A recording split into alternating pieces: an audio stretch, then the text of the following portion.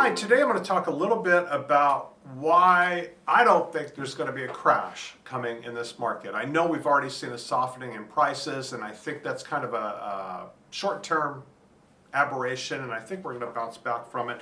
And here's a few reasons why. One is there's still a shortage of homes on the market. You know, back in the day in 2008, 9, 10, 11, there were a glut of homes on the market. There were far more homes for sale than there were buyers. And this is totally different. Now we're staring in the face of 15 years of underbuilding. So every year for the last 15 years, we've gotten behind the curve, and it's really starting to show right now. So I just want to see, I don't know how well you're going to be able to read this, but just look at the trend, right? So back in 08, 9, 10, 11, look at the supply of homes we had, and look at where it is now. I mean, there's a huge difference. We have far fewer homes. And then even, you know, they're going to talk about this uptick from 2021 to 2022, how inventory's rising. It's still ridiculously low. So it's, you know, there's not enough houses on the market to really push prices down. And then we took at mortgage standards and how much more relaxed they were back then.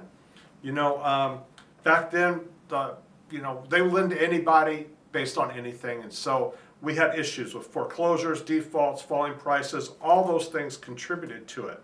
And so I have another chart for you that talks about lending standards. And basically, the higher it is, the easier it is to get a mortgage. The lower it is, the harder it is to get a mortgage. So check this out. You got 2006 compared to today.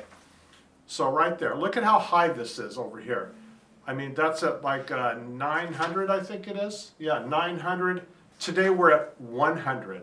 So the lending standards are totally different. Buyers are highly qualified to get a loan, and it's just this whole different world. You know, just like the inventory of houses, lending standards have totally changed too. And then foreclosure volume. You know, we're starting to see this in the media. Oh, foreclosures are way up. They're up a huge percentage over last year. Guess what? Last year we had a moratorium on mortgages. There couldn't be any. We had nowhere to go but up. So that's ridiculous. But to put it in some type of, you know, perspective, dating back to, I think 02, 01. I mean, going back, you know, quite a while.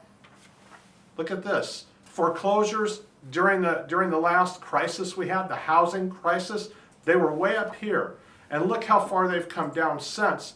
And yes, we're tracking up right now, but we're tracking up from almost zero.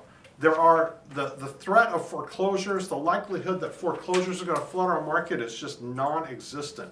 And, you know, and a lot of that just has to do with the simple fact that everyone has so much equity in their homes. And across the U.S., they have an average of $300,000 equity. Here in Southern California, that number is much larger. So very few properties entering the foreclosure process are actually going to be reverted back to the lender. And that's a key thing. You know, we see, you can buy reports that say how many homes are in foreclosure, but many times, most of those homes don't end up actually being foreclosed on. So they're just not there. So anyway, I hope you found that interesting. All is not lost. Our housing market is going to be just fine. Thank you. Be sure to like this video, by the way.